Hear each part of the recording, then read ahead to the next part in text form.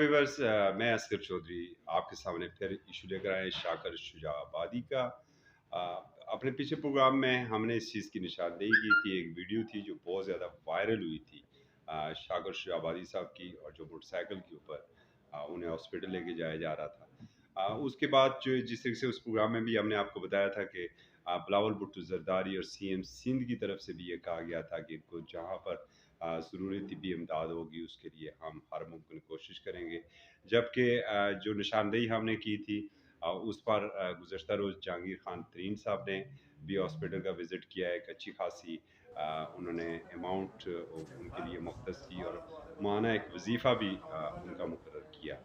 जबकि जो ज़िले इंतज़ामिया थी, ज़िली इंतज़ामिया की जानब से भी वहाँ पर निश्तर हॉस्पिटल का दौरा किया गया, उनसे मुलाकात की गई और तमाम यकीन दहानियाँ भी कराई गई। जबकि आज जो है वो पीपल्स पार्टी के से तल्लक रखने वाले साबिक़ वज़ीर-ए-आज़म और सराइकी वसेब के सपूत सैयद यूसुफ रज़ा गिलानी ने भी उनसे मुलाकात की है।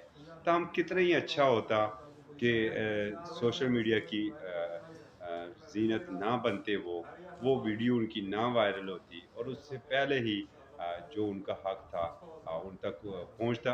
और हमें ये भी इस तमाम अरसे में ये भी बताया गया है कि माज़ी में भी उनकी कुछ इमदाद इसी तरीके से की जाती रही है। मगर वो क्यों यूटिलाइज़ नहीं हो सकी, उनके जो पिसरान हैं उनका क्या मामला है, ये एक अलग स्टोरी है।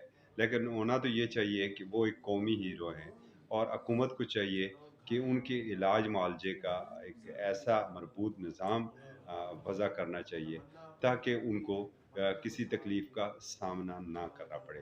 फिर भी हम इंतहाई शुक्रगुज़ार हैं जहांगीर खान तरीन साहब के, पीपल्स पार्टी के और जो ज़िली इंतज़ामिया के लोग उनके पास गए थे उनके शुक्रगुज़ार हैं कि चलें कुछ न कुछ उनकी इश्क शोई की है।